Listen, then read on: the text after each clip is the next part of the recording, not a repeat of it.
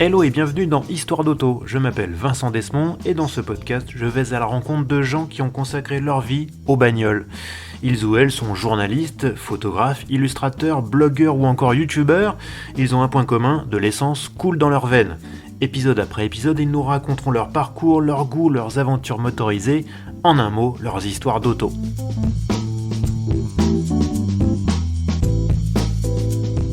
Neuvième épisode d'Histoire d'auto. Aujourd'hui, je reçois un journaliste que vous avez peut-être l'habitude de voir sur la première chaîne info de France.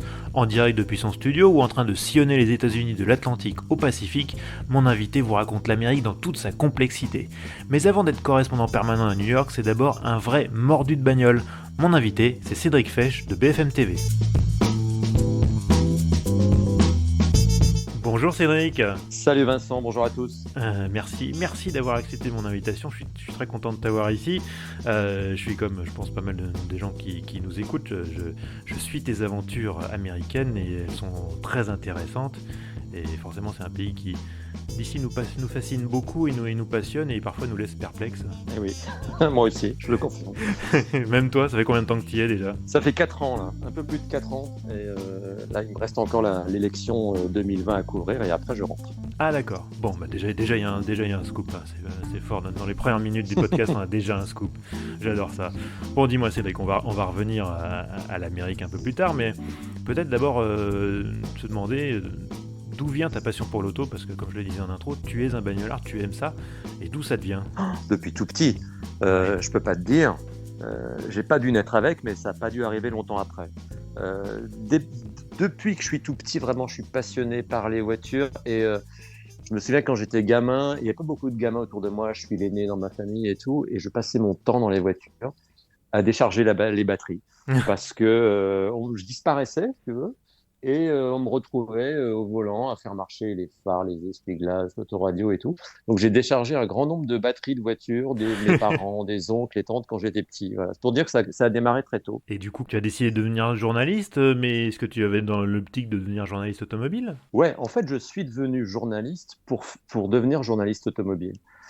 Ça m'a pris au lycée où, alors là, pour le coup, j'avais pas du tout envie de devenir journaliste. Mais c'est quoi ce métier? Ils ont pas de vie, c'est pas bien payé, ils travaillent tout le temps, week-end, jours fériés, vacances et tout. Voilà.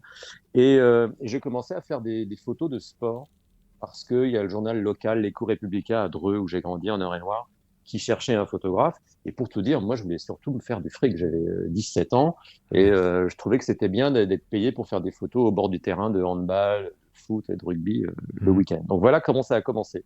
Et puis, à force de traîner dans la rédaction de l'Écho Républicain, je me suis dit, mais c'est vachement bien quand même ce job, on va un peu partout, on voit des gens intéressants.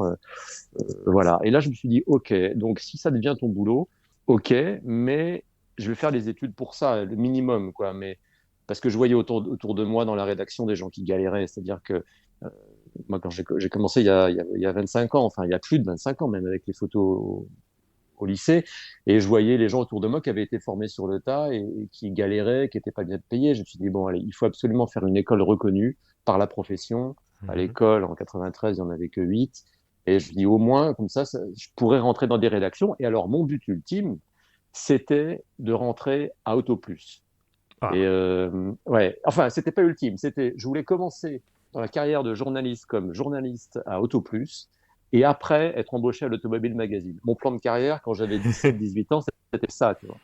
Et je me souviens d'avoir écrit un papier, m'être entraîné pour écrire un article sur Renault Espace, l'énième version de Renault Espace qui sortait à cette époque-là. Voilà, c'était ça. Et puis après, j'ai fait l'école de journalisme de Tours, Ouais. et là, j'ai découvert la télé. Et à ma grande surprise, personne se bousculait pour faire de la télé parce que mes camarades de promo, on était 30, ils voulaient tous faire de la presse écrite à la limite de la radio, mais la télé, tout le monde trouvait ça compliqué. Enfin bon, bref. Et ben, je me suis dit, mais attends, mais moi, je voulais pas faire de télé parce que je pensais que c'était pas du tout pour moi. Il n'y a personne dans ma famille qui est journaliste. Alors la télé, pour moi, c'était un truc de star, de vedette, un truc inaccessible, quoi. Et quand j'ai vu que la place était libre, je dis, mais attendez, mais moi, j'y vais faire de la télé, c'est super drôle, quoi. Et donc, voilà. Et alors après, du coup, j'ai revu mes ambitions, non pas à la hausse, mais je me suis dit, bon, si en plus d'Autoplus Automobile Magazine, je peux rajouter la vidéo, faire de la télé. Et donc, du coup, mes objectifs après, c'était de bosser pour Turbo ou Automoto. Ouais. Et j'ai bossé pour Turbo, donc je suis content. Ah. Alors, J'ai bossé avec Dominique Chapat dans les années 98, 2003, un truc comme ça. d'accord. Et tu faisais quoi du coup à Turbo? Ah, j'étais reporter, je faisais des reportages, j'ai fait un peu de coprésentation avec Dominique Chapat sur des salons. Ouais. Je crois que c'est à Francfort. Ils nous avaient amenés et on était quelques reporters comme ça à faire des reportages et on avait le droit de partager un plateau avec Dominique. Voilà, j'avais atteint mon objectif de vie. Et t'en gardes un bon souvenir de cette période à Turbo? Ah ouais, c'était génial parce que pour la première fois, j'étais dans une atmosphère où les gens parlaient de bagnole, mais toute la journée et ne parlaient que de ça. Ouais. Et alors que moi, j'avais plutôt l'habitude de saouler les gens dans mon environnement familial et tout, à parler de bagnole tout le temps.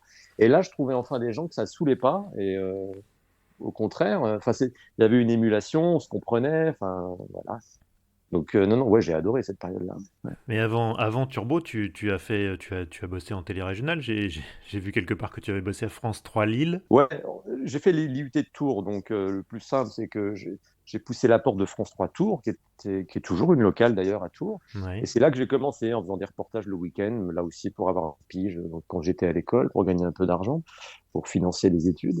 Et puis après, une fois que j'ai eu mon diplôme en 95, ben là j'étais sur le marché du travail, donc j'ai travaillé dans énormément de rédactions régionales de France 3. En fait, si tu traces une ligne entre Lyon et La Rochelle au nord, je crois que je les ai toutes faites, les rédactions régionales.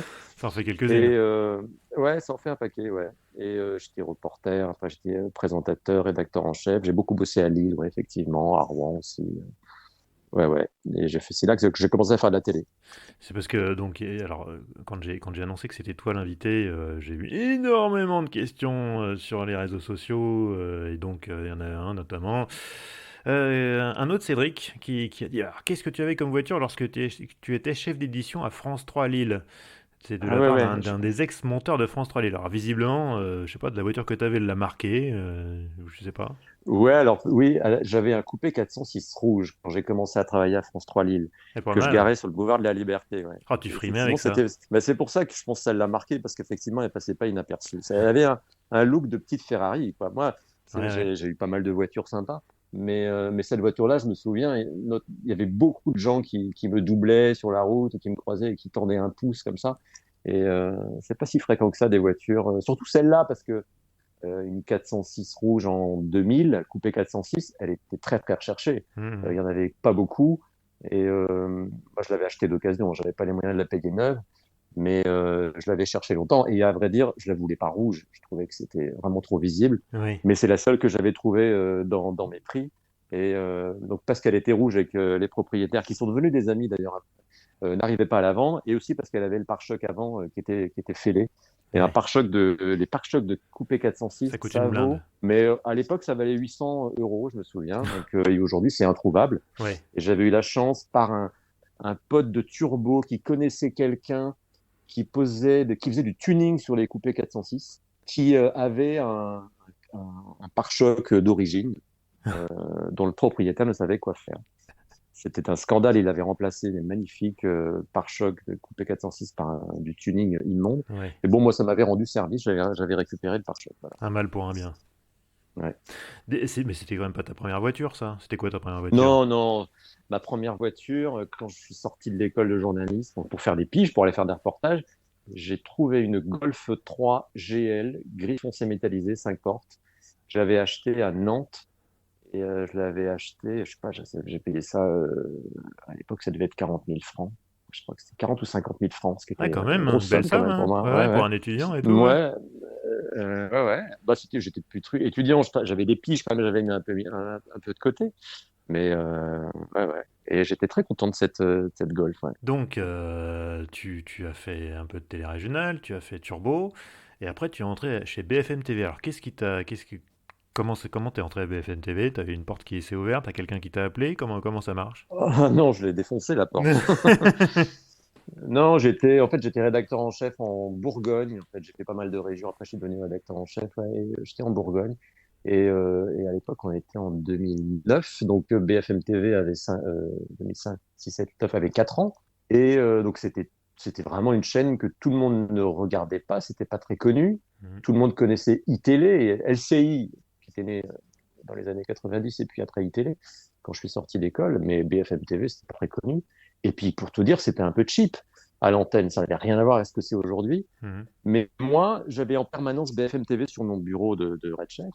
Et je me disais, mais c'est dingue, parce qu'avec le peu de moyens qu'ils ont, ils n'ont pas de scrupules, ils y vont, quoi. C'est-à-dire que ils avaient une couverture nationale, mais ils n'avaient pas de gens partout en région comme aujourd'hui.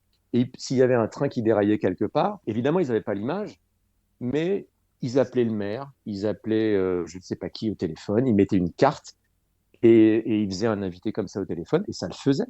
Et le succès de BFM TV, c'est ça, c'est d'être au moment où il faut, quels que soient les moyens, même si l'image est pourrie, parce que c'est une image de téléphone qu'un habitant a faite et nous a envoyé, c'est pas de bonne qualité, mais on s'en fout, on voit l'image, où on a la personne au téléphone qui nous raconte ce qui se passe. Et cette absence de scrupules, c'est l'info qui prime en premier. Euh, C'était électrisant, je trouvais. Ouais. Et ça a marché parce que c'est ce que le public a adoré. Alors que nous, je me souviens à France 3, c'était oh là là, on en parlera demain, on va envoyer une équipe, on attendra d'avoir l'image, on va faire les choses proprement. Et le lendemain, effectivement, c'était beau, on avait le reportage complet. Bah ouais, mais BFM TV, ils en parlaient depuis la veille. Ouais. Et moi, j'étais à France 3 en région, j'ai dit, mais comment c'est possible qu'ils nous grillent sur des trucs comme ça, juste parce que nous, on veut faire les choses proprement, mais au final, le public, il veut juste avoir l'info, savoir ce qui se passe. Ouais. Et c'est là que je me dis, il faut que j'aille bosser pour cette chaîne, quoi. Et, euh, et donc, j'ai envoyé des lettres de motivation, des DVD de démo. À l'époque, il y avait des Ouais. DVD. Et voilà. Et puis, ils ont perdu le courrier. J'ai renvoyé ça. Ils l'avaient toujours pas. Et c'est au troisième coup. Et puis après, ils m'ont fait patienter. Et finalement, ça s'est fait. D'un seul coup, c'était devenu urgent. C'était la semaine d'après. J'ai démissionné en quelques jours, quoi. Ah ouais. Voilà. Et j'ai jamais regretté. Ouais. Et ça fait combien de temps du coup? Ça fait 11 ans maintenant. Ouais. Bientôt 12. Ouais, 12 ans que je suis à BFM TV. Ouais. Et alors, je sais que tu t'y es occupé de l'auto notamment, mais évidemment pas que, j'imagine. Ah oui, j'ai pas commencé comme ça. En fait, je suis venu. L'automobile à BFM TV, c'est un accident. Ouais. Euh, Moi, j'ai fait Turbo, mais en même temps que je faisais du reportage en région de France 3, c'était un peu ma récréation, quoi. Et puis, et après, j'ai arrêté quand vraiment je suis devenu rédacteur en chef à France 3, que j'étais embauché. Et BFM TV, j'ai très très loin de l'automobile. Je suis arrivé, j'étais recruté comme rédacteur en chef adjoint pour le week-end. Après, au bout d'un an, j'étais adjoint de Christophe Delez sur la matinale en semaine. Et puis à un moment donné, je suis repassé au week-end, rédacteur en chef sur le week-end, sur la matinale du week-end. Et du coup, j'avais du temps libre en semaine. Et les patrons de l'époque, Hervé Bérou, m'a dit, bon, qu'est-ce que tu veux faire? Ce qu'on propose, c'est qu'en semaine, puisque ça a l'air de t'intéresser les voitures, on peut te nommer spécialiste automobile et tu feras les salons. Je dis, ok, banco. Alléluia. Parce que ce qui se passait, c'est que quand j'étais rédacteur en chef de la matinale, quand tu es matinalier, moi je me levais à 1h15 du matin, j'arrive au boulot à 2h30 du matin, et je travaillais, voilà, après on était à l'antenne de 6h à 8h30, 9h, et puis à 10h j'étais chez moi, je redormais 3 heures, et après l'après-midi, même si j'étais un peu vaseux, j'étais dispo, quoi. Et à un moment donné, je me suis dit, mais tiens, mais je pourrais faire du reportage. Et puis, quitte à faire du reportage, je me dis, ben, pourquoi je ne ferais pas des reportages sur les voitures? Parce que personne n'en faisait à BFM TV de reportage sur les voitures, parce que ça n'intéressait personne s'y connaissait. Donc voilà. Et moi, je me suis dit, mais moi, je me connais un peu quand même. Quand il y a eu des salons à couvrir, j'ai dit, mais attendez, moi, je peux aller les faire, les salons, les duplex, alors que je voyais bien que les camarades qu'on envoyait étaient très emmerdés, quoi. Hmm. On les envoyait sur le terrain, et bon, alors voilà, tu vas chez Peugeot, chez Renault, chez Citroën, chez BM, tout ça. Et il dit, ok, mais bon, alors celle-là, cette voiture, mais elle est nouvelle, ah bon, mais qu'est-ce qui est neuf? Enfin, c'est très compliqué de parler d'un salon automobile quand tu ne suis pas Bah oui. l'automobile, parce que effectivement, tu te retrouves entouré de bagnoles. Si c'est pas un truc qui t'intéresse, elles se ressemblent toutes. Ouais, t'es Et vite puis, perdu. qu'est-ce qui est nouveau, quoi. Donc voilà. Donc je sentais bien que c'était un cauchemar pour mes camarades, alors que moi, j'en piaffais d'impatience, quoi. Hmm. Donc voilà. Et c'est comme ça que je me suis mis à faire l'automobile. C'est comme ça que donc l'après-midi, en plus de ma nuit de boulot. Ouais, ça te faisait des grosses journées quand même, hein. Ça faisait des grosses journées, mais ça a payé parce que c'est pour ça que je suis à New York aujourd'hui, en fait. Donc, je fais un peu un raccourci, mais c'est vrai. Ah bah, je veux bien que alors, je veux bien que tu suives ce raccourci et que tu le rallonges un peu, parce que du coup, là, comment t'es passé de l'auto à New York? Vas-y, raconte. Bon, pour terminer les trucs, en fait, donc je faisais les extras l'après-midi en faisant des reportages. Plus, j'ai dit, les salons quand il y avait des salons. Et c'est comme ça que les patrons ont vu que ce mec qui était rédacteur en chef, il était aussi capable de faire des reportages et du direct. Parce que Ouais. quand tu es rédacteur en chef pendant des années dans une rédaction et qu'on t'a jamais vu reporter, bah, on ne sait pas si tu es encore capable de faire des sujets ou ce que tu veux. Hum, hum. Et en faisant ça en extra, donc des trucs qui n'étaient pas payés en plus, bah, j'ai montré au patron que voilà, je pouvais faire autre chose. Euh, et donc, quand il y a 4 ans, le poste de correspondant aux États-Unis s'est libéré parce que Mathieu Coache rentrait à Paris pour suivre l'Élysée, moi j'ai dit, bah, moi je veux bien y aller. Et ma candidature était crédible, alors qu'elle l'aurait pas été si j'avais pas fait montré que je savais faire des reportages et des duplex, du live, quoi. Donc voilà, donc je trouve que c'est une leçon, c'est vraiment une leçon que je retiens. J'en étais sûr, mais là j'ai eu la démonstration que j'avais raison, que quand tu bosses un peu plus que les autres et que parce que rien ne m'obligeait à aller bosser en plus l'après-midi, et ben les gens sentent qu'il y a une énergie en plus, une motivation en plus, on Hum. voit ce que tu es capable de faire. Et ça n'a pas payé sur le moment parce que j'ai pas gagné un euro de plus, mais ça a payé 2 ans plus tard parce que c'est moi qu'on a envoyé ici. Voilà, donc ça c'est pour, je le dis pour tous les jeunes. Et les moins jeunes d'ailleurs, parce que ça vaut à tous les âges, franchement. Une petite leçon de vie, là. Ouais, enfin, j'ai pas la prétention de donner des leçons de vie, mais en tout cas, moi, je trouve que j'ai bien fait d'en faire un peu plus que ce qu'on me demandait parce que ça a payé. Voilà, je trouve. Si on est dans une époque où tout est noir, où tout va mal et C'est vrai. on a un peu tendance, surtout en France, je trouve, à trouver que ça va pas bien et voilà, à broyer du noir, quoi. Hum. La France est quand même un pays génial, mais dans lequel on a tendance à être déprimé, quoi. Alors il y a des raisons de penser que ça va pas bien, mais il y a aussi des raisons de se réjouir. Et je trouve que, voilà, il y a aussi des choses positives à faire. Est-ce que l'éloignement, justement, t'a fait mieux prendre conscience de ça? Oui, clairement, ouais, ouais, ouais. Alors les Américains sont pas, je vais pas dire les Américains sont mieux que les Français, hein. Les Américains ont des qualités que j'adore, qui sont par exemple l'enthousiasme. Mhm. Ils sont enthousiastes tout le temps, ils ont une pêche, voilà. Après, ils sont un peu fatigants à avoir cet enthousiasme qui n'est pas toujours spontané, Oui, qui n'est pas toujours sincère, et ça se sent. Euh, Quand tu vas dans un commerce, un restaurant, ils en font des caisses parce oui, qu'ils veulent avoir leur pourboire, bien parce qu'ils sont sûr. payés au pourboire. Mais n'empêche que même si tu sais que c'est pas sincère, c'est quand même vachement plus sympa que le serveur parisien Oui, qui fait la gueule. Ils sont oui, tous comme ça, mais on en connaît beaucoup quand même. oui. Donc voilà, même si on sait que c'est fake, quand même, c'est vachement plus agréable. Et puis, ils se battent parce qu'ils n'ont pas tout ce matelas social qu'on a en France. Mhm. Et heureusement qu'on l'a. C'est comme ça qu'on s'en sort mieux, là, en ce moment, dans la crise que les États-Unis. Le chômage, la sécurité sociale, cette couverture santé qu'on a et pour laquelle on paye des impôts, hein. Mhm. Mais eux, ils n'ont pas ça. Donc, ça veut dire que ils sont en mode survie tout le temps. Ouais. Euh, il faut bosser, il faut avoir du boulot, il faut avoir de l'argent de côté pour payer des soins si tu tombes malade. Donc, ils sont en mode survie. Alors, ça a des bons côtés parce que du coup, ils ont une énergie folle, ils ont la niaque tout le temps. Après, enfin, pour moi, c'est pas le modèle idéal, quoi. Il vaut quand même mieux être français, hein. Mais je trouve que voilà, le meilleur des mondes, il est entre les deux. Il est entre la qualité de vie des Français, cette authenticité quand même des Français qui font la gueule quand ils font la gueule et quand ils t'aiment vraiment, ils t'aiment vraiment. Voilà, je trouve que les rapports en France sont plus sincères et plus profonds. C'est plus difficile de créer des liens avec des Américains. Voilà, Ouais. encore, je fais des généralités, donc ça va forcément heurter des gens, Non, mais t'es pas le premier qui me dit ça, mais hein. quand même, c'est ce que moi je ressens. Donc il faudrait, c'est ça, cette qualité de vie en France. On a un pays magnifique avec de l'histoire et plus d'histoire et de traces de l'histoire. Je pense aux bâtiments. On a une diversité de paysages. Je te dis, les Américains n'ont rien à nous envier là-dessus, mais voilà, on a tout ça, on a la bouffe. Et les Américains ont un enthousiasme, une énergie, voilà, qu'il faudrait qu'on qu'on leur emprunte de temps en temps. Mhm. Bon, Cédric, tu couvres régulièrement des catastrophes naturelles, des ouragans ou encore récemment les incendies géants en Californie. T'hésites Ouais. pas à aller au devant du danger, hein, ceux qui te suivent sur les réseaux sociaux peuvent le témoigner. Alors, sur quels critères tu choisis tes véhicules pour ce genre d'aventure? En fait, qu'est-ce que tu nous recommandes comme auto en cas d'apocalypse zombie? Alors, je vous déconseille la Chevrolet Cruze. Je te dis ça parce que j'ai rien contre elle, hein, mais la Chevrolet Cruze, c'est une voiture qui doit être à peu près de la taille d'une Clio. C'est une tricorps, voilà, ouais, de la taille d'une Clio à peu près.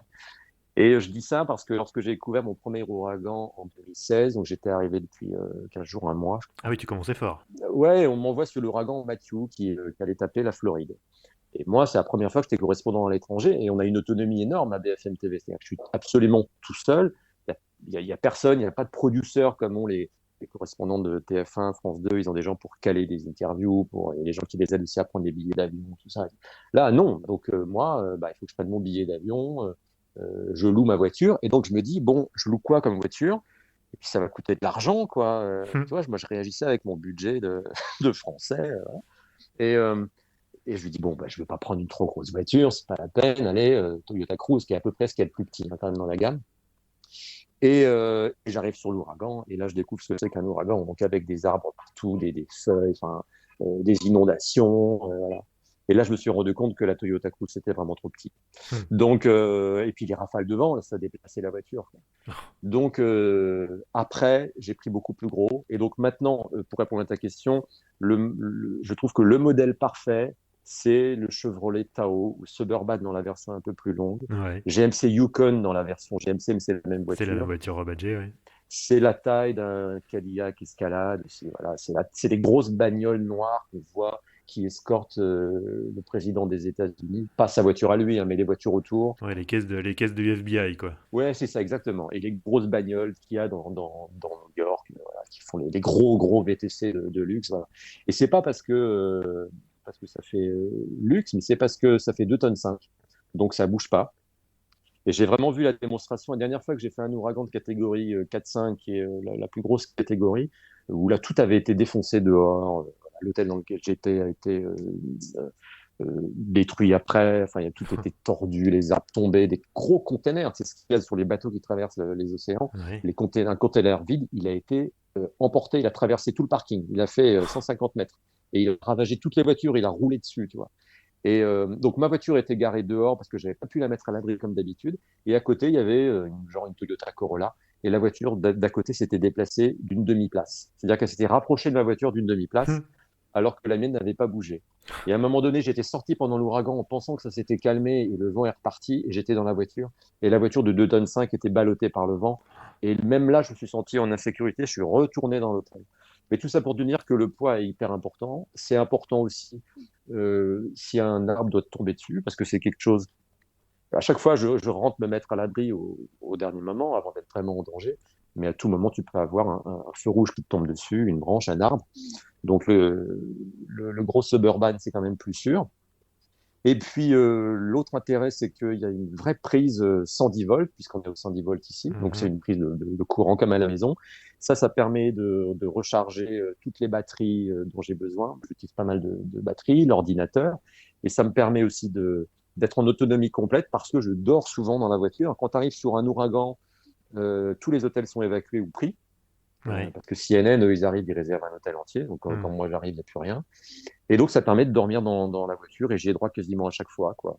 Ça permet d'être en autonomie complète. Et moi, si j'ai plus d'électricité, je peux rentrer, quoi. C'est fini, je ne travaille plus. Il faut Ouais. que je fasse des résilivages et que je sois en direct. Donc, voilà pourquoi, pour moi, la voiture idéale, c'est ça. Et puis, elle est haute sur pattes aussi. Ça permet une fois qu'il y a des arbres, ça m'arrive après les ouragans à chaque fois de devoir continuer à rouler, de sortir de la zone et du coup, tu dois rouler sur les bas-côtés. La dernière fois, ça m'est arrivé encore il y a quelques semaines. Tu dois aller dans les bas-côtés et tout, parce que tu as des arbres qui coupent la route, tu as de la boue partout, tu as de l'eau. Ça m'est arrivé aussi de Hmm. rouler sur des routes complètement inondées. Donc ça permet de s'en sortir aussi. Voilà pourquoi c'est vraiment justifié. D'accord, Chevrolet Tahoe. Ouais. C'est noté. Question de Victor sur Twitter. En fait, c'est trois questions en une, mais on va commencer par la première. Quelle est ta voiture américaine préférée? C'est peut-être pas le Chevrolet Tahoe quand même. Ben, si, il t'a sau- il t'a sau- professionnellement, il t'a sauvé la vie plus d'une fois, c'est ça? bah ouais, exactement. Lui, je lui dois beaucoup quand même. Donc voilà, la Jeep Grand Cherokee. Je l'ai eu sur un ouragan, sur le deuxième ouragan. Et pareil, il y avait une prise électrique à l'arrière, elle passait partout. À un moment donné, je me suis fait surprendre par une inondation parce que j'étais sur un endroit un peu surélevé dans un coin et j'ai pas vu qu'à 2 ou 3 kilomètres, l'eau en fait m'encerclait comme si tu étais sur un banc de sable. Ouais. Et là, j'ai cru que j'allais finir sur le toit et emporté par un hélico ou une barque ou un pick-up qui passait par là. Donc lui, il m'a bien sauvé la mise une fois. Ça a fini se terminer pas terrible. En fait, t'es C'est Indiana après que je suis Jones, passé quoi. au non, non. Et après, c'est là que je suis passé au Chevrolet Tahoe derrière. Donc le Jeep Grand Cherokee, j'adore. Sinon, pour les vacances, j'adore louer le Ford Mustang. Ouais. C'est vraiment super efficace. Même pas forcément la V8. C'est vrai que le 2,3 litres EcoBoost, c'est vachement bien. La Hmm. V8 a fait un énorme bruit. De toute façon, tu ne peux pas rouler énormément vite aux États-Unis non plus. On roule encore moins vite qu'en France. Ouais. Donc la 2,3 litres EcoBoost, c'est déjà super. Et c'est la voiture parfaite pour cruiser. Les grandes étendues, les monuments de vallée, tout ça, Yellowstone, les grands parcs. Voilà, c'est des voitures américaines que je préfère. En voiture récente. Sinon, après, les Corvettes, les anciennes, ouais, les Corvettes, j'adore. Alors toujours, donc la deuxième question de Victor, ta voiture française préférée? Non, mais là, c'est pas possible cette question. Aucune personne que tu invites dans ton podcast, ce sont des passionnés, peut te répondre, je pense. J'ai plein de voitures préférées. La 2 chevaux, si, la 2 chevaux, elle est hyper symbolique. La 2 chevaux, c'est ma première voiture de collection que j'ai achetée en Ouais. 2011, parce qu'elle est hyper symbolique à tout point de vue. Déjà parce que c'est la première voiture qu'ont eu mes parents. Quand mon père était jeune, une vieille 2 chevaux défoncée. Puis après, ça a été la première voiture neuve de mes parents. Quand j'étais une 2 chevaux rouge de 1974. Et il y a une photo de moi où je suis évidemment autour de la bagnole en train de me regarder dans les reflets de la Hmm. bagnole. Et voilà, et ça m'a marqué quand j'étais gamin. Et du coup, dès que j'ai pu acheter une 2 chevaux rouge, je l'ai achetée. Et donc, j'ai une 2 chevaux rouge qui a 25 000 kilomètres maintenant d'origine, peut-être Oh! 90. Elle a Ah oui, une des absolument tout dernières. d'origine. Ah, c'est une pièce de musée, ouais. Ouais, ouais. Ah oui, elle est de juin. Ça s'est arrêté en juillet. Elle fait partie des dernières 2 chevaux qui ont été fabriquées au Portugal sur les 2 dernières années. J'aurais Ouais. bien aimé une 2 chevaux fabriquée à Levallois, mais quand j'ai vu celle-là en état, mais genre tu sors du garage, elle a encore l'odeur qu'avaient les 2 chevaux quand elles Oh. étaient neuves. Donc là, j'ai pas pu résister, je l'ai prise et j'ai pas regretté. Donc voilà, ça c'est ma voiture préférée parce que c'était la voiture de la liberté, la voiture neuve de mes parents, tout ça, et parce que j'ai énormément de souvenirs de la barre du milieu à l'arrière qui fait très mal, de ce bruit de moteur, tu sais que ça dit rrrr, Oui, tu sais, ce oui. bruit de roulette Un, du moteur de la un 2 bruit chevaux, caractéristique, ouais. du clignotant qui fait, tu vois, je te fais un podcast avec des effets spéciaux, tu C'est vois. super. Euh, la vitre les vitres des passagers avant et conducteurs qui volent, tu sais, qui s'ouvrent en meurtrière, comme Oui, sur oui, oui. l'AMI aujourd'hui, et qui retombaient sur le coude de mon père, ou qui volaient quand il roulait à fond, c'est-à-dire à 100, sur les petites routes, et la fenêtre qui était à l'horizontale avec l'effet du vent, il y a plein de pièces de sabre de chevaux qui sont iconiques, la taille, la forme des phares, des ailes, des poignées. J'adore cette voiture. Et puis aussi parce que c'est un monument de l'histoire déjà mondiale, Hmm. française, l'histoire automobile. C'est la voiture qui a été conçue par Citroën pour permettre à des gens qui n'avaient pas les moyens de se déplacer autrement qu'à vélo ou à cheval pour les agriculteurs qui allaient vendre leurs œufs, leurs poulets à la ville du coin. C'était le moyen pour eux de se déplacer, d'aller plus loin, de partir en vacances. Et ça a été un instrument de liberté, de libération des Français dans les années 50. C'est des voitures, elle est née en 48. Mhm. Plus l'histoire, les voitures, les prototypes planqués pendant la guerre à la Ouais. Ferté-Vidame, en Eure-et-Loire, là où moi j'ai grandi. Donc voilà, pour toutes ces raisons-là, la 2 chevaux pour moi c'est un monument. Mais après, j'adore la DS qui a révolutionné l'automobile mondiale, pareil. J'adore la Porsche 911 qui est pour moi la voiture parfaite si t'as pas besoin de trop de place, mais qui est à la fois une voiture sportive avec plein de sensations, mais qui a été conçue par Porsche pour aller par la route, faire du circuit, faire tes tours de circuit et revenir chez toi. C'est une voiture polyvalente. Puis la ligne est iconique, quoi. Voilà, j'adore toutes ces voitures-là, mais là, je peux te faire 2 heures sur Ouais, mes la voitures 911, préférées. elle revient souvent, hein, chez mes invités, hein. Ah C'est bah quand même ouais. le classique par excellence, hein. Donc tu as une 2 chevaux dans ton garage, mais donc j'ai cru comprendre que tu avais d'autres autos aussi? Oui, j'en ai d'autres, je vais pas toutes les faire, mais la dernière que j'ai Il y en achetée, a c'est tant que une ça? Non, pas tant que ça. J'ai une BMW 325i E30 Ah, cabriolet. Ouais, Ça aussi, c'est ma deuxième. En fait, j'en avais acheté une dans les années 97-98. ouais, En fait, c'est la toute première voiture de collection que j'ai achetée. Je t'ai dit 2 chevaux tout à l'heure, mais c'était celle-là. ouais, Et je m'étais fait avoir, le moteur était rincé. Parce que les E30, dans les années 90, vont passer par des mains pas très ouais, recommandables. c'est clair. Et donc la mienne, je m'étais fait avoir. Voilà, j'avais pas d'expérience, j'étais jeune. Et le moteur était rincé, je l'avais pas vu. Non, elle était tombée dans de mauvaises mains, elle avait été un peu bricolée, il y avait le carrossier qui avait été mal refait. J'avais fait le ménage et tout dedans, j'avais trouvé un petit bout de shit sous le cendrier. Normal. Enfin, voilà, pour te dire à peu près d'où elle venait. Oui, oui, Donc, on imagine très bien, surtout à cette époque-là. Ouais. mais donc je l'ai revendu au bout d'un an parce que à l'époque, je me souviens, il fallait refaire la segmentation, on en avait pour 4 000 francs, ce qui Ouais. n'était pas beaucoup, mais moi, j'avais pas les moyens et du coup, je l'ai bradé. Elle a fini sur le parking de quelqu'un qui avait des voitures de location pour le cinéma. Et donc, elle a participé à un feuilleton. C'est Aznavour qui la conduisait, Charles Aznavour, un, qui jouait un gitan, je crois. Et voilà, donc elle est devenue un petit peu. Elle a eu son heure de gloire après moi. Mais je suis resté frustré parce que j'adore cette voiture qui a une super ligne, qui a un 6 cylindres en ligne avec un son génial. J'adore monter en troisième. Voilà, juste troisième, quatrième, troisième, quatrième. Je me souviens que je faisais ça même l'hiver, je prenais la voiture et j'allais rouler 1 heure et décapoter avec l'écharpe et tout, le chauffage à fond. Et je faisais des tours de manège avec cette voiture.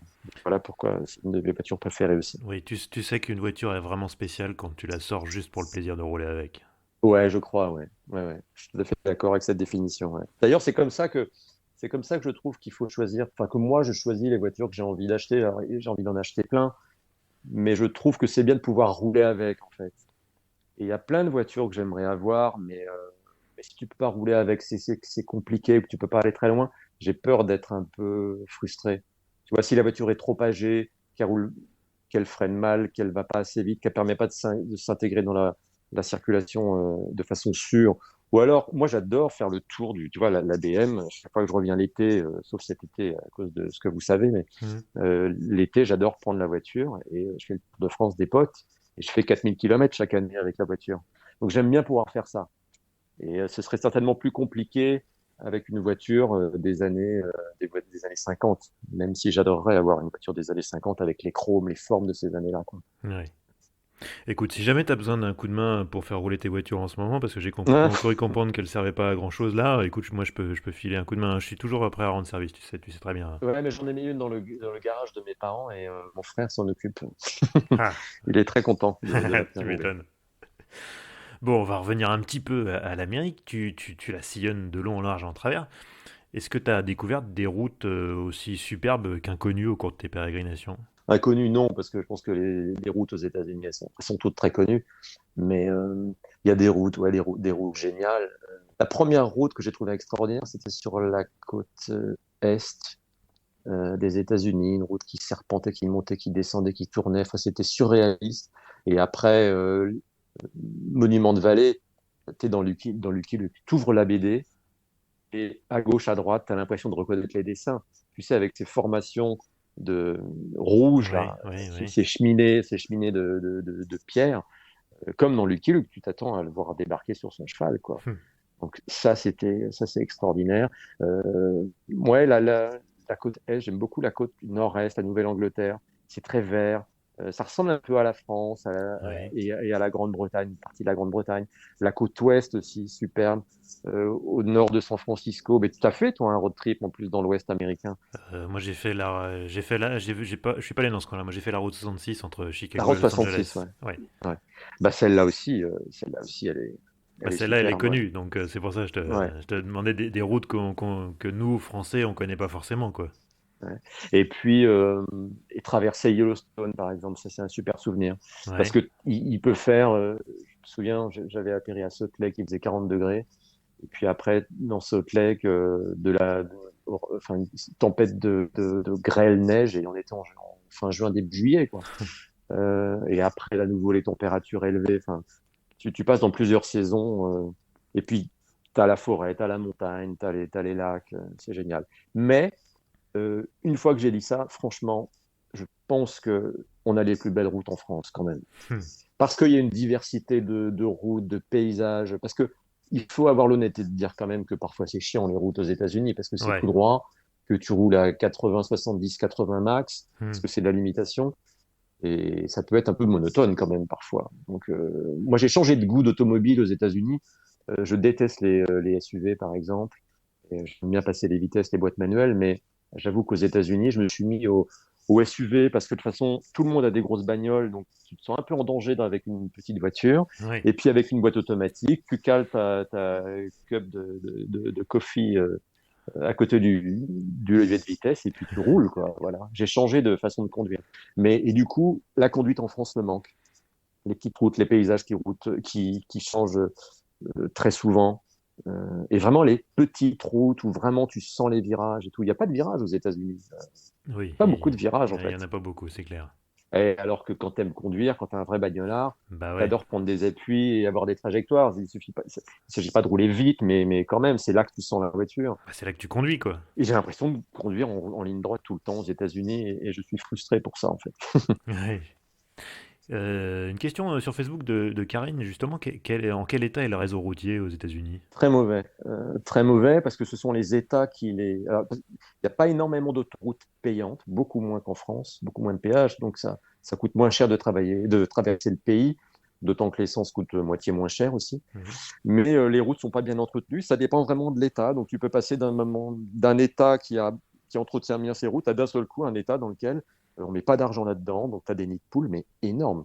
Et c'est pour ça que les gens ont beaucoup de SUV aussi, parce que si tu y vas avec des petites jantes de 14, 15 pouces, 16 pouces, tu risques d'y laisser ton train avant, quoi. Donc un SUV, souvent, c'est vraiment pratique, y compris dans New York d'ailleurs. Dans New York, tu as des nids de poules incroyables, parce que tu as des smirmorques qui traversent la ville, quoi. Ouais.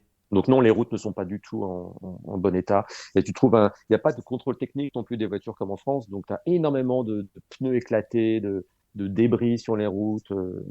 Ouais, j'ai l'impression de retrouver la France d'il y a 30 ou 40 ans en fait. Mais on se rend pas compte à quel point les routes sont en bon état en France. Alors on le paye, hein, Ouais. mais franchement c'est agréable. Justement, donc tu vis la plupart du temps à New York. J'ai lu quelque part que c'était la ville américaine qui déteste le plus la bagnole. C'est aussi ton ressenti? Hum, je sais pas, hein. Je sais pas comment comparer avec d'autres villes. C'est peut-être la plus. Oui, c'est l'une des villes qui accorde le plus de place aux piétons. Je le dirais plutôt comme ça, Ouais. parce que les Américains ne détestent pas la bagnole. C'est comme le cow-boy avec son cheval, quoi. Hmm. Ils savent pas vivre sans la bagnole. Alors le New-Yorkais, c'est un peu mieux vivre avec sans la bagnole. Il vit un peu plus comme un Parisien. C'est-à-dire il prend davantage le métro et le taxi. C'est encore de la bagnole. Hmm. Mais eh ben, il y a un peu de vélo, notamment l'équivalent du Vélib à New York. Voilà. Et le maire actuel ouais, a libéré des axes entiers, les a rendus piétons. Ouais, c'est une des villes qui est la plus favorable aux piétons, effectivement. Mais les Américains ont vraiment du mal à se passer de la voiture. Et quand tu vas dans des villes comme Los Angeles, par exemple, il n'y a pas de piétons. Ouais. Les piétons, ce sont les SDF. Et tu es suspect quand t'es piéton, quoi. Oui, c'est On vrai. te regarde bizarrement, qu'est-ce qu'il va faire ou est-ce qu'il a besoin d'aide, quoi. Mais Hmm. vraiment, hein. Ouais, Moi, on ouais. me l'avait dit, j'y croyais pas, mais c'est réel. Les trottoirs, ils sont factices. D'ailleurs, sur les bancs, tu as des pubs sur les bancs sur le dossier parce que personne ne s'assied. Donc, non, non, en fait, à Los Angeles, ça se vit dans la bagnole, qui passe des heures dans les bouchons. C'est une ville qui doit faire 200 kilomètres de long et Ouais. de large. Et les gens, ils vont de chez eux au mall, c'est-à-dire les centres commerciaux, ou chez des amis, mais ils marchent pas, ils se promènent pas dans les rues, quoi. Eux aussi, sur la plage, quoi, c'est tout. Moi, j'ai souvenir des États-Unis, de quelques jours là-bas, où mon hôtel était dans le quartier de Bel Air. Et Mhm. bah, d'ailleurs, j'étais avec Cédric Fréour, qui n'est pas encore PO Ah, à le l'époque, POA. mais Mhm. on y était, on s'y retrouvait tous les deux pour un reportage.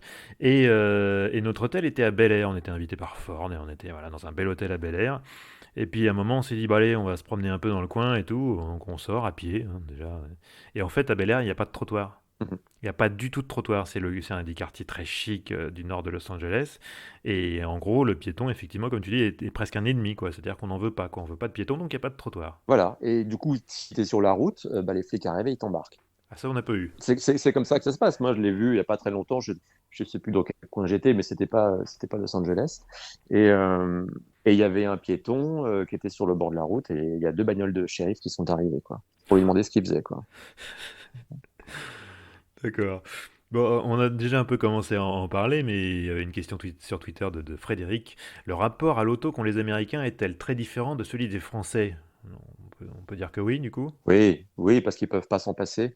Ouais, ouais. Ils peuvent pas s'en passer et ils n'ont pas été, comment dirais-je, ils sont pas touchés par les restrictions d'usage de la voiture que nous, en France et en Europe, on est obligés de respecter de plus en plus. C'est-à-dire que déjà, l'essence, je le disais, elle est moitié prix, Mhm. tout simplement parce qu'il y a pas les taxes qu'il y a en France, il y en a, mais elles sont pas aussi importantes.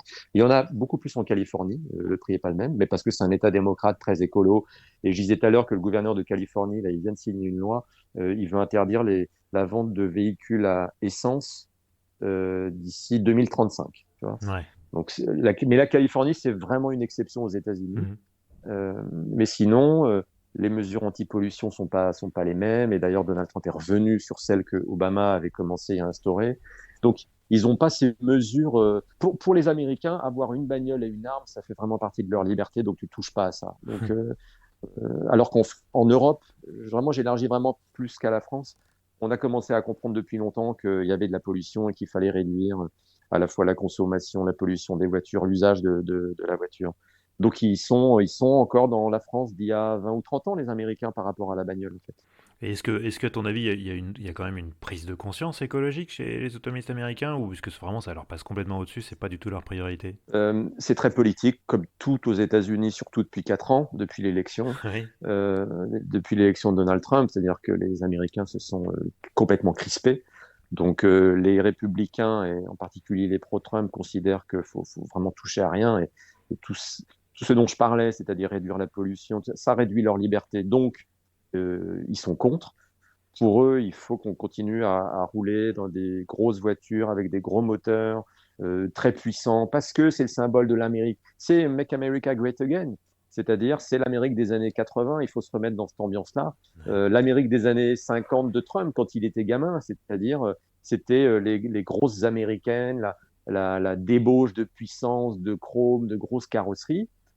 Trump, il a grandi dans cette ambiance-là. Et c'est quand il dit Make America Great Again, c'est revenir à ça. Et il y a beaucoup d'Américains qui adorent ça. C'était la conquête de l'espace. Voilà, c'est ça que les Américains, une partie des Américains veulent. Et puis, tu as les démocrates, et notamment les écolos chez les démocrates, et puis la gauche Bernie Sanders, qui, eux, sont plus sur un mode européen, en disant c'est plus possible de produire autant, de consommer autant, et voilà. Mais moi, mon sentiment, c'est que les Américains seront les derniers sur la planète, de toute façon, à continuer à ce mode de vie. Euh, Parce que même si ce sont eux qui polluent plus que les Français, hein, ils ont les moyens de continuer à faire comme si de rien n'était, quoi. Donc, c'est assez injuste, mais je pense qu'il ne faut pas attendre les Américains. Il y a des efforts à faire et que heureusement que les Européens les font, ces efforts. Et pourtant, on voit que enfin, les États-Unis ont toujours été historiquement une terre qui était très soumise à des aléas climatiques violents. On parlait tout à l'heure des Ouais. ouragans, ils sont de Ouais. plus en plus violents, de plus en plus fréquents. Et ça, il n'y a pas de déclic de ce côté-là. C'est le grand paradoxe, tu as raison. C'est exactement ça. C'est-à-dire que ça fera partie certainement des populations qui seront les plus touchées. Si j'exclus les populations très pauvres dans des pays où ils n'auront vraiment aucun moyen de s'adapter au changement climatique. Mais dans les pays industrialisés, ça va certainement être l'un des pays qui va être le plus touché par ce que tu disais, réchauffement climatique, donc plus d'ouragans parce que la mer est plus chaude, la terre est desséchée, donc incendie, c'est ce qu'on a vu encore la semaine, enfin, en un mois, on a tout vu, là, les ouragans, les Oui. incendies. La montée du niveau de l'eau, Manhattan, c'est une presqu'île, une île même. Mhm. Donc là, ils sont obligés d'investir des milliards pour construire une digue tout autour de Manhattan. Les travaux vont commencer dans les années à venir. Mais malgré la Floride, par exemple, c'est un territoire qui a été gagné sur des marécages, en fait. Oui, oui. La Floride, c'est un endroit où il devrait y avoir que des alligators et des tortues, quoi, pas Mhm. des habitants. Mhm. Donc ça va devenir, avec le réchauffement climatique, des endroits encore plus hostiles, mais ils veulent pas changer de mode de vie. Parce que, en tout cas, ça se voit beaucoup dans l'électorat républicain, ils considèrent que ils vont s'adapter. Euh, c'est ce que je te disais tout à l'heure au début. Ils ont une telle mentalité de on est des survivors, on va se battre, puis ils se disent, bon, on va s'adapter une fois de plus. On a conquis cette terre, on l'a gagnée, on a installé le pays, c'est devenu les États-Unis, ça n'a pas été facile tous les jours. Et les Américains, ils sont jamais très loin de l'état de cow-boy avec la ruée vers l'or. Hmm. Ils ont ça dans leur gène, franchement, et c'est pas un cliché de dire Non, c'est ça. vrai, Moi, je c'est croyais que vrai. c'était un cliché. Mais c'est vrai, donc c'est pour ça qu'ils sont si attachés au port d'armes, notamment. Parce que à tout moment, ils sentent que dans ce pays, tu peux te retrouver comme à l'époque du Far West de la ruée vers l'or. Parce que d'un seul coup, moi je le vois quand il y a un ouragan, un incendie, il n'y a plus d'électricité, il n'y a plus de police et tout ça, tu te retrouves réellement livré à toi-même Hmm. dans un pays hostile, où la nature est hostile, et où d'un seul coup, chacun lutte pour sa survie, et en plus où les gens ont des armes. Et c'est pour ça les gens veulent être armés, parce que à tout moment, ça peut déraper. Il peut y avoir une guerre civile. C'était le cas à Minneapolis après la mort de George Floyd. Hmm. Franchement, ça craignait. Il y avait des gens armés dans les rues. À tout moment, ça peut déraper. Donc les gens veulent garder leurs armes. Moi qui suis pas du tout pro-armes, je comprends ce débat aux États-Unis. Autant je trouve que c'est complètement ridicule d'avoir une arme dans les villes, c'est-à-dire côte est, côte ouest, comme par hasard là où il y a des électeurs démocrates, hein, Ouais. qui sont pour un durcissement de la législation sur le port des armes. Mais effectivement, tu n'as pas besoin d'armes à New York. Mais quand tu es vraiment au milieu, dans le Middle West, tout seul, tes voisins, c'est des vaches, quoi. Et si tu fais une mauvaise rencontre, c'est pas le shérif qui va venir te défendre. Tu vas pas appeler 911, ça va pas te sauver la vie. De toute façon, il n'y a pas de téléphone portable, donc il n'y a pas de Hmm. réseau. Hmm. Donc dans ces endroits-là, moi je comprends qu'ils aient besoin d'une arme. Après, la nuance que je mettrais, c'est que tu n'as peut-être pas besoin d'un fusil d'assaut, tu vois, Un pour faire la AR-15, guerre, oui. quoi. Ouais, voilà. C'est ça la nuance que je mettrais. Mais je trouve que il faut comprendre ce clivage chez les Américains. Je vais faire vraiment un cliché énorme. Tu as l'électeur de Bernie Sanders qui roule en Toyota Prius, en voiture complètement électrique à Washington, qui ne comprend pas et qui n'est pas compris par le fermier qui habite dans le Middle West avec son gros pick-up parce qu'il en a besoin Hmm. et, euh, et avec son arme parce que il n'a pas de voisin avant peut-être 10 miles et qui en a besoin pour travailler et pour assurer sa survie. Ces deux Américains-là, ils se comprennent pas. Quand le farmer avec son pick-up, tu lui dis que le mec de Washington dans sa voiture électrique, il veut lui dire qu'il ne doit pas avoir une grosse bagnole, il doit avoir une Prius électrique et ne pas avoir d'armes, le mec en pick-up, il ne peut pas comprendre. Hmm. Donc il va voter Trump qui dit, moi je vous assure qu'on ne va pas vous enlever votre arme, ni votre pick-up, votre gros pick-up avec un gros moteur. Tu vois, il est là. Tu as deux pays, au moins deux pays en un, et qui est irréconciliable, à mon avis, notamment pour cette raison-là. Est-ce que finalement, c'est pas un pays qui est trop gros pour être dirigé? Ah bah ouais, c'est possible, ouais. Comme la France est indirigeable parce que les Français sont trop râleurs, oui. Pour des raisons différentes, mais ouais.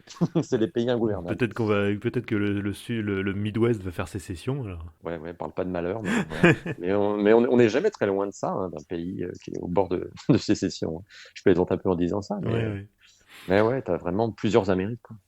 Bon, à ton avis, l'industrie automobile, elle vote plutôt Trump ou Biden? Non, je peux pas répondre à cette question-là parce que ça dépend. On a dit qu'en 2016, c'était plutôt les cols bleus, c'est-à-dire les ouvriers des usines, dans le Michigan, là où il y a les Oui. grands constructeurs historiques qui avaient voté pour Trump, mais c'est vrai en partie, mais tu vois, le Michigan, aujourd'hui, ça fait partie des swing states, c'est-à-dire des 6 États qui peuvent complètement changer, qui ont voté Trump en 2016 et qui peuvent voter Biden cette année. Donc, non, il y a tellement de paramètres sur lesquels ils choisissent de voter pour l'un ou pour l'autre. J'aurais tendance à dire que l'automobile, oui, plutôt l'automobile traditionnelle et qui souffre avec les contraintes de pollution, elle aurait plutôt tendance à voter républicain. Mais non, franchement, je pense qu'on peut pas dire, on peut pas être juste en disant la bagnole vote républicain ou démocrate. Bon, on va peut-être aborder une question tiens, que Arnaud nous a postée sur Facebook. Vu d'un pays qui aime, voire vénère les voitures, peut-on espérer que l'automobile passion ait encore un avenir en France? Je comprends pas trop la question. Euh, Compte tenu Je pense que tu du es... rapport des Américains à la voiture? Ouais, je pense que voilà, tu es dans un pays où la voiture est une religion païenne. Est-ce que tu penses que la voiture en France, la voiture passion a encore un avenir par rapport à l'Amérique où c'est une icône posée sur un piédestal? Je pense que c'est ça le sens de la question. ce sera pas la même chose parce qu'encore une fois, pour l'instant, les autorités aux États-Unis sont pas aussi dures avec l'automobile qu'elles le sont en Europe. Euh, mais moi, je pense que l'automobile passion en France, elle est pas morte. Et je pense même elle va se renforcer. C'est-à-dire que l'automobile, la voiture de tous les jours, à mon avis, va devenir de plus en plus souvent un déplaçoire, avec certainement moins de passion qu'il y en avait quand on était gamin, nous, dans les années 80 et puis avant. Mhm. Euh, parce que voilà, on peut plus rouler dans les villes et parce que ça va devenir des voitures électriques. Alors, on va peut-être découvrir des bons côtés de la voiture électrique. Il y en a, hein. Mais ce qui nous fait vibrer quand on est bagnolard, c'est quand même un V6 ou un 6 cylindres en ligne ou un flat 6, quoi. Donc ça, on va le perdre. Mais je pense que au fur et à mesure que on va acheter des déplaçoires, des véhicules électriques, voire autonomes dans quelques années, je pense que les gens auront encore plus envie d'avoir dans leur garage une voiture plaisir qui leur rappellera le bon vieux temps, pour employer un cliché. Donc la voiture qu'ils ont eue quand ils étaient gamins, ou qui les a fait rêver quand ils étaient jeunes, ou qu'ils utilisaient quand ils pouvaient encore rouler, avoir un gros moteur. Donc, voilà. Mais je pense que l'usage de la voiture va se scinder, alors que peut-être que euh, jusqu'à présent, la bagnole, tu vois, ceux qui aimaient la voiture, ils mettaient beaucoup d'argent dans leur voiture de tous les jours, Ouais. parce qu'ils pouvaient l'utiliser partout, Mhm. euh, à la fois pour aller en ville, pour aller au travail, et puis pour se faire plaisir le week-end. Et peut-être que ça, c'est un usage qui Qui va tend à disparaître. Mhm. disparaître. Ouais, je pense. Mais moi, je suis pas contre, hein, tu vois, parce qu'on tourne un peu autour du pot depuis tout à l'heure. Moi, je suis pas anti mesures anti-pollution. Pareil, la bagnole en ville, je pense que pendant trop longtemps, on a accepté des choses qui sont inacceptables. Il suffit de se rendre compte, voir des photos d'archives. Par exemple, j'ai une histoire, un exemple avec Lille, la Grand Place à Lille. Pour ceux qui connaissent Lille, moi, j'y ai vécu 5 ans. Mhm. La Grand Place, qui est vraiment au cœur de la ville, elle était remplie de bagnoles dans les années 70, 80, 90 même peut-être, ouais, 80. Et, euh, et on a tous connu des villes comme ça quand on était gamin avec des bagnoles, mais vraiment au cœur de la ville. Parce que, comme les Américains aujourd'hui, on voulait se garer devant le boulanger. Ça, c'est plus Mhm. possible en France. Mais franchement, moi, je trouve que c'est bien qu'au cœur des villes, que la bagnole ait été un peu repoussée. Et à Paris, par exemple, moi, je trouve ça hallucinant que les Champs-Élysées soient encore ouverts à la voiture, par exemple. Je pense que dans quelques années, les Champs-Élysées seront fermés et que plus personne ne voudra faire marche arrière. Parce que c'est quand même une autoroute en plein milieu de la ville, quoi. Enfin, les Champs-Élysées, c'est infernal. Alors hors période Covid, quand tu as des bouchons et tout, mais c'est infernal.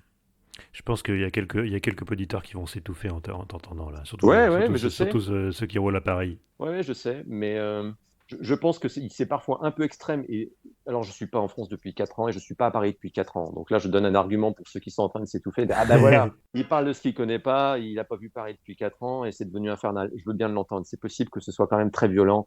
J'ai pu comprendre que la rue de Rivoli était complètement fermée à la circulation et je peux Oui. comprendre qu'un Parisien qui passe par là tous les jours, ça devient compliqué parce qu'il se retrouve dans les rues adjacentes qui sont encore plus bouchées.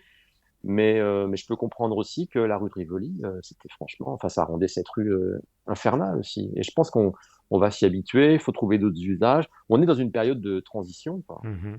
Et, euh, et moi, je me souviens de moments où l'été à Paris, c'était suffocant, notamment à cause du diesel. Et il n'y a pas du tout, à New York, qui est quand même une très grosse ville, et il y a beaucoup de bagnoles. Moi, j'ai jamais eu des problèmes pour respirer parce qu'il n'y a pas de diesel. Et quand il y a un camion diesel qui passe à New York, je peux te dire qu'on le sent. Et là, tu te dis, oh la vache, ça te soulève le cœur, quoi. Mhm. Tu vois, donc c'était une bonne chose de bannir le diesel de Paris. Même si, en disant ça, je sais que celui qui habite en banlieue, qui n'a pas les moyens de changer sa Clio diesel de 95, il dit, ouais, il est gentil, mais moi, je fais comment? Mhm. Je comprends ça, mais c'est pour ça qu'il faut qu'il y ait des mesures d'accompagnement. Il faut que les transports en commun soient plus performants. Euh, à New York, par exemple, moi, je prends le métro en pleine nuit. Alors, plus pendant le Covid, parce que ça ferme maintenant pour nettoyer le métro. Mais avant, c'était ouvert 24 sur 24 et ça craint rien, le métro.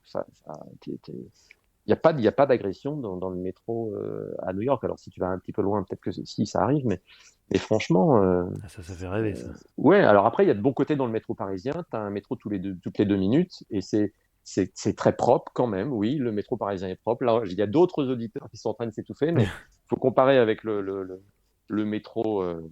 new-yorkais, par exemple, c'est une sorte de RER d'il y a 30 ans, quoi. Oui. Ça pue, c'est surchauffé l'été. Bon, et t'as un métro toutes les 20 minutes, une demi-heure, quoi, un quart d'heure, 10 minutes, vraiment quand t'as de la chance, quoi. Mais en même temps, c'est ouvert 24 heures sur 24 et tu traverses tout New York, tu peux aller au bord de la mer en, Hmm. en métro, enfin en subway. Donc, je dis, c'est un peu l'équivalent du RER. Ça à Paris, c'est plus compliqué. Ben ouais, mais si demain, à Paris, tu peux vraiment traverser à la fois Paris, toute la banlieue, avec des trains très réguliers, et que même avec le Grand Paris, imagine, tu puisses aller très facilement au bord de la mer, tu vois. Je pense que c'est des projets à 30 ans, ça. Cette ville-là, plus personne ne regrettera la bagnole à ce moment-là. Mais on en est très loin. Et je comprends complètement que la période de transition soit invivable, notamment pour les gens qui habitent en banlieue. Mais, mais aussi, enfin, faut pas qu'on se mente.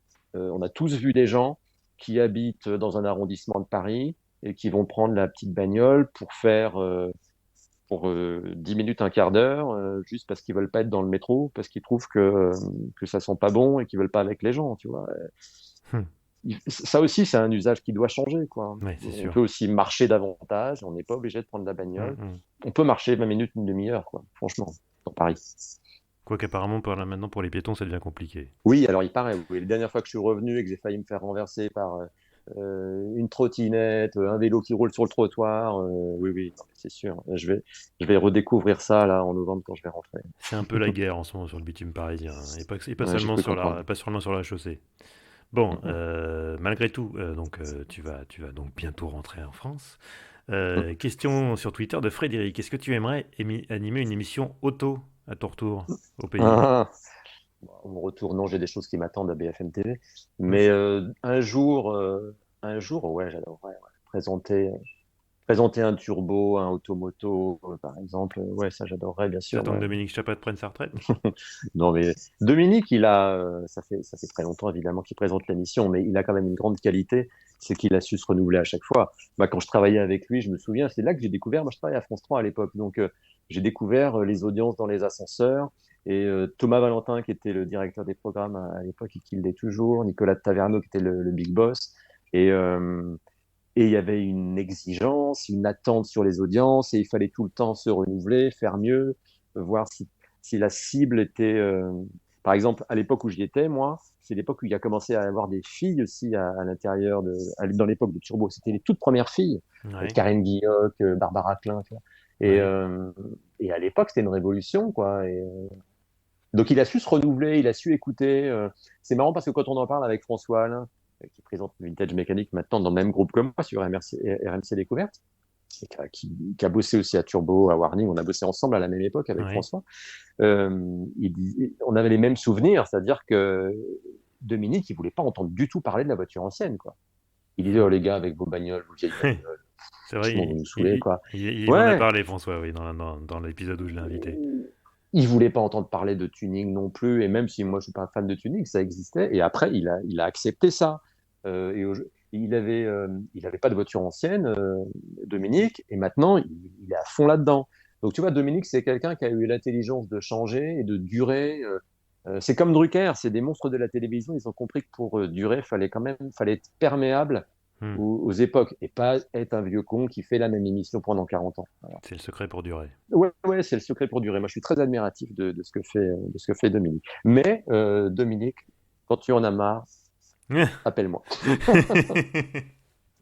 Je suis pas sûr que Dominique écoute ce podcast, hein, mais bon, en tout cas, Ah, mais peut-être qu'il y a des gens qui ah, lui passeront le message. ah, si, si, détrompe-toi. Mais il faut l'inviter, il faut l'inviter. Bah écoute, oui, ma foi, pourquoi pas, effectivement, c'est vrai que c'est quand même une personnage, une figure de la profession, et effectivement, ça serait dommage que je l'invite pas. T'as raison. Écoute, Cédric, on arrive au terme de ce podcast et comme tu le sais peut-être, je termine à chaque fois par 4 questions rituelles. Alors la première, c'est est-ce que tu es un fréquenteur assidu des sites de petites annonces automobiles? Ouais, énormément. J'essaie de m'arrêter, mais j'y arrive pas. On est tous pareils, je crois. Alors c'est quoi ta dernière recherche? Quand je vais rentrer en France, là, il va falloir que je m'achète une voiture, parce qu'il n'y a plus de voiture en France de tous les jours, de déplaçoir. Et donc, voilà, je voudrais acheter un break, mais un break sympa pour rouler. Donc, voilà, donc j'aimerais bien une BM série 3 break, mais c'est un peu cher encore en occasion. Et je cherche un truc qui est en dessous de 20 000, tu vois. Et donc, sinon, la Renault Talisman, j'aime bien aussi. Voilà, c'est mes dernières recherches de voitures très pratiques. Un talisman, je pense que tu peux en trouver pour pas cher, hein. Oui, oui, oui, c'est pour ça que ce serait mon deuxième choix. Voilà. Mais sinon, dans les voitures, j'adorerais avoir une Volvo 480.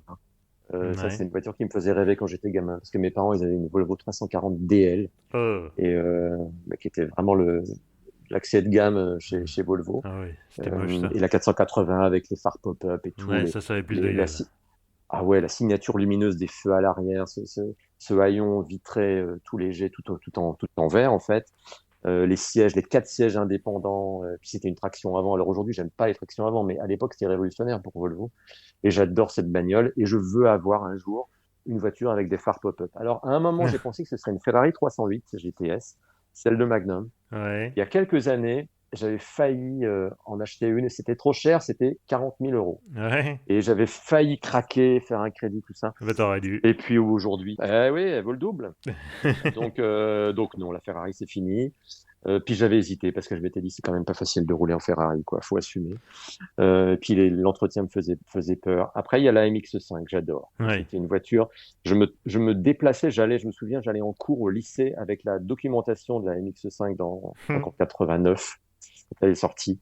Et j'avais la documentation de la MX5 dans mon cartable et je la regardais entre les cours. Tu vois, c'est pour te dire à quel point j'étais barge. Et j'adorerais aussi avoir une MX5 en état d'origine. Voilà, ça fait partie des voitures que je regarde. Alors faut vraiment qu'elle soit en état d'origine, hein, parce que Ouais, ouais. ça rouille avec joie. Là, j'ai un voisin qui en a acheté une, qui pensait avoir fait, il a acheté une belle MX5 NA, donc les premières générations. Non, NB, Ouais. lui c'est une NB, mais c'est un peu le même problème. Et en fait, il s'est aperçu qu'elle était bouffée à la rouille partout, quoi. Donc là, il est en train d'essayer de la retaper. Bah, c'est une super voiture. Ouais, c'est vrai. Enfin, faut pas être trop grand. Moi, je sais qu'une NB, j'ai le Ouais, pour volant toi, c'est entre un les peu genoux. limite, ouais. Cédric, ton meilleur souvenir de road trip, j'imagine qu'il est aux États-Unis. Ouais, les récents, oui. Oui, c'est ce que je te disais tout à l'heure, traverser Monument de Vallée. Monument de Vallée, je l'avais fait en BM 635i cabriolet. Tu vois, étonnamment, il y avait ça qui traînait chez le loueur. Pas mal. Et elle était noire et j'ai fait du hors-piste dans Oula. la terre rouge. Je l'ai rendue couleur Roland-Garros. Aïe aïe aïe. Oh le massacre. Mais c'était un bon souvenir. Ouais, je me souviens aussi d'une Yellowstone, j'avais une Mustang là, de location et j'ai acheté une tête de vache, tu sais, où tu vraiment que le squelette qui reste Oui. avec les cornes. Et je roulais ouvert avec la tête qui séchait. Elle avait une odeur de cadavre. Et voilà, mais c'était un bon souvenir de road trip, ça. T'aurais pu la scotcher sur le capot, ça aurait eu de la gueule. C'est ce que j'ai fait. J'ai une photo d'ailleurs où je l'ai posée au restaurant et je l'ai mis sur le capot rien que pour la photo. Ouais. Ça faisait un peu. C'était quoi? Howard Duke dans Chérie, fais-moi peur. Il avait une grosse Cadillac blanche Ouais. avec les cornes à l'avant comme ça. Ouais. La question aussi rituelle, ton garage idéal, 4 voitures, sans limite de budget. Faut que ça s'intègre un peu dans ton style de vie. Ah, la Tucker, tu vois, j'y réfléchis. La Tucker, Ah c'est ouais, vraiment dans les voitures de rêve. Quand on me dit il n'y a pas de budget, c'est vraiment une voiture que j'adore donner en exemple. Alors aujourd'hui, une Tucker, ça vaut entre 2 et 3 millions de dollars. Donc, autant j'allais dire que dire 1 million, donc ça va encore augmenter alors. ouais, les cotes, ça varie beaucoup des modèles comme ça. Ouais, Il il y y en en a a eu tellement 51, peu. Oui, hein. c'est ça, voilà. Il y en a eu 51 de fabriquées, 50 à l'époque de Preston Tucker, et puis ils en ont retrouvé une qu'ils ont pu fabriquer à la fin. Je crois que c'est ça. Et Tucker, pour ceux qui ne connaissent pas, c'est l'histoire d'un Américain qui a construit il voulait construire des chars, il a construit des tourelles électriques pendant la guerre. Et puis après la sortie de la guerre dans les années 40-50, il s'est dit, tiens, je vais construire la voiture de mes rêves et je vais faire concurrence aux trois géants de Détroit, quoi. Et donc, il a voulu construire une voiture avec des ceintures de sécurité, avec des vitres en verre feuilleté, avec un pare-brise éjectable. Un En fait, moteur à turbine. oui, c'est ça, arrière en plus, hein, des freins à disque. Une voiture révolution avec les phares qui tournent. Alors au final, Mhm. c'était le phare central, enfin ce qu'on a vu sur la DS plus tard. Bref, la voiture d'aujourd'hui, lui, il l'avait imaginé 70 ans plus tôt, et il s'est fait avoir parce que les trois géants de Détroit ont tout fait pour le tuer, quoi, parce qu'ils ne voulaient pas de voiture avec ceinture de sécurité, parce que ça faisait passer leur voiture à eux pour des voitures dangereuses. Ils ne voulaient pas avoir à mettre des ceintures de sécurité, notamment parce que ça allait leur coûter de l'argent. Bah oui. Et donc voilà, l'histoire de ce mec est géniale, quoi. Preston Tucker, ça fait penser beaucoup à Elon Musk, qui est un mec qui a révolutionné l'industrie automobile à sa façon. Alors Elon Musk, on connaît pas la fin de l'histoire. Peut-être que lui, il va avoir réussi. En tout cas, pour l'instant, il a mieux réussi que Ouais, Preston Tucker. oui, Mais quand voilà même. pourquoi j'adore cette bagnole. Si vraiment c'était budget sans limite, j'adore une DS. J'adore la DS. Ouais, Une DS cabriolet, pour moi, c'est génial. Parce que pour moi, la voiture idéale, c'est un cabriolet. d'accord. Parce que ça permet de vivre la route un peu comme une moto, tu vois. Mhm. C'est-à-dire, tu sens la chaleur, le froid quand tu passes dans une forêt, les odeurs de sous-bois, tu sens Ouais, les odeurs différentes dans lesquelles tu passes. Ah, j'adore ça, conduire un cabriolet. Ouais, pour moi, c'est la voiture parfaite. ça fait deux. Bon, allez, la Tucker, s'il n'en faut qu'une. Non, mais t'as droit à quatre voitures, donc là tu as la Tucker, tu as Ah, la quelle DS voiture? Cabriolet. Ah, je croyais que j'en avais. Ah, eh ben, la 911 dont je te parlais tout à l'heure. La Porsche 911, parce Mais que à c'est. laquelle? Parce que des 911, il y en a un paquet. Non, mais la dernière, ça me va, hein. Non, mais Parce qu'il y a la, tellement de la, la, différences entre une classique, une GT3 ou ouais. une simple Carrera. C'est des Ah, j'ai voitures une qui sont faible, complètement différentes. Donc, j'ai une faiblesse évidemment pour les flat 6 AR, pour la Type G par exemple. J'adore la Type G. ouais. Euh, mais sinon, la toute dernière, la 992 me va très bien en cabriolet puisque c'est mon type de carrosserie préféré. Voilà, tu as D'accord, ma ça fait voiture idéale. 3. On en est combien? On est à On 3. en est à 3, il t'en reste une. Bah, la 2 chevaux, disons, faisons simple, la 2 chevaux parce que je l'ai pas acheté par hasard. Pour les raisons que j'ai données tout à l'heure, pour à la fois Ouais. son poids historique, pour le design, le génie de cette voiture, la simplicité de cette voiture. J'ai l'impression de conduire un vélo quand je roule dans cette voiture. Moi. Elle est hyper légère. Et c'est un cabriolet. C'est le cabriolet le moins cher du marché. Ça se répare facilement. Tu fais le tour du monde avec une 2 chevaux. C'est un garage idéal de citroëniste, hein, quand même. Ouais, je sais beaucoup. Ouais, la DS, la 2 chevaux. Bah, Euh, la moitié, quoi. La moitié de ton garage. ouais, ouais, ouais. Ouais, c'est vrai. Ouais. Bon, et si tu devais conduire qu'une seule voiture jusqu'à la fin de tes jours, est-ce que ce serait la 2 chevaux? Non, la 2 chevaux, c'est pas possible. Parce que tu peux pas traverser le pays avec quand même. C'est pas très confortable, c'est pas très sûr. Voilà. Ça dépend ce que je dois faire avec. Euh, Ah bah, faut que tu puisses la- faire un peu tout, hein. Si je dois vraiment tout faire, un peu tout, pour moi, c'est une BM série 3 break, parce qu'avec le break, vraiment, tu vas partout avec la cinquième porte. Euh, j'ai eu 6 ou 7 BM série 3, moi, donc je suis vraiment un addict de la D'accord. série 3. Alors, pas la toute première, pas la E21, mais j'ai eu la E30, donc j'en ai eu deux. Puis après, j'ai eu toutes les séries 3, toutes les générations, sauf là, les toutes dernières, la F et la G, je les ai pas eues. Et parce que je trouve que c'est la taille idéale, parce Mhm. que la ligne a toujours été juste agressive et sobre, juste ce qu'il faut, Mhm. jusqu'à présent. Oui. J'aborde pas le sujet des haricots, hein, mais là, il nous faut une heure de plus. Mais donc jusqu'à présent, je trouvais que c'était la voiture parfaite, qui était à la fois racée, plus racée que la Mercedes, comme la C, tu vois, par exemple, ou les voitures de cette gamme-là chez Mercedes ou Audi, plus de tempérament. Mhm. J'adore la finition des BM, j'adore le toucher, je peux le reconnaître quand je suis dans une BM, ne serait-ce que le clignotant, les essuie-glaces, tu sens le velouté, la fin de course du bras, tu sais, d'essuie-glace, et le lève-vitre et tout, tout est C'est une expérience subtil très et tout. Voilà. sensuelle. Ouais, propulsion, la tenue de route. Moi, c'est une BM m'a sauvé la vie. Je me souviens un jour, je traversais de nuit la Bourgogne, du côté de Saulieu. Je roulais trop vite. Hmm. Et d'un seul coup, j'arrive dans un bois, j'avais pas vu forcément, c'était tout noir, et un virage à 90 degrés. Et là, je me lève sur les freins, je tourne le volant. Évidemment, l'arrière de la voiture bascule complètement à gauche, je contrebraque, et je me retrouve à l'arrêt, mais je roulais à 90-100 quand même dans un endroit où il aurait fallu passer à 50-60. Et je me retrouve presque à l'arrêt, hein, en roue libre. Et là, je me dis, waouh! Et avec une traction, j'allais tout droit devant, c'est sûr. Et la propulsion, je pense, m'a sauvé la vie. Parce que si tu as les bons gestes au bon moment, et là c'était de l'instinct, je pense que tu peux t'en sortir. Et voilà, c'est pour ça que j'adore les BM, et donc bref, comme ça je vais partout. Et sinon, si je suis vraiment très vieux et que j'ai plus besoin de transporter des choses, une 911. Ça, t'étais pas non plus le premier à me choisir une 911 comme voiture ultime jusqu'à la fin des temps. Écoute, Cédric, merci beaucoup Merci à toi. de t'être confié comme ça. Je crois qu'on a eu une discussion très intéressante et je pense que nos Ah bah auditeurs j'espère, parce ont que ça a une... duré longtemps quand même. Ah bah oui, bah là on en est à quoi? On en est à une petite heure et quart là, c'est bien, c'est pas mal là. Ouais. Bah non, mais Bah, de en toute plus c'est façon, vrai qu'il y a plein de choses à raconter. Déjà ton parcours est pas banal et puis voilà, c'est cette expérience américaine. Enfin, je veux dire, on est tous fascinés par l'Amérique, hein, à la fois horrifiés et fascinés. Donc c'était très intéressant d'en parler. Et puis je suis sûr qu'on aura d'autres occasions que j'aurai d'autres occasions de t'inviter ici et peut-être que bah ne serait-ce que quand tu prendras la relève de Dominique Chapat par exemple. non mais même avant, on va se revoir. Quand je vais revenir en France, je vais remettre à essayer des voitures, à faire le tour, parce que je veux continuer à me tenir au courant. J'ai un peu trop de retard là. Au début, quand je rentrais l'été, j'empruntais une voiture ou deux pour me tenir au courant, et là j'ai trop de retard. Je connais un petit peu mieux le marché américain, que je Ouais, connaissais pas bien, bah oui. mais là il y a trop de voitures françaises de nouveautés que j'ai pas encore essayé. Donc on va se revoir, on va se croiser chez les constructeurs. Ça marche. Eh ben écoute Cédric, merci beaucoup et puis à une prochaine Merci fois. Vincent, à bientôt. Ciao.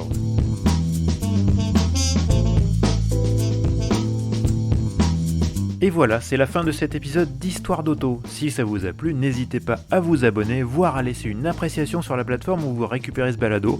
Ainsi, vous aiderez d'autres personnes à découvrir ces entretiens. Pour vous tenir au courant de l'actualité du podcast, vous pouvez liker sa page Facebook ou vous abonner à son fil Twitter.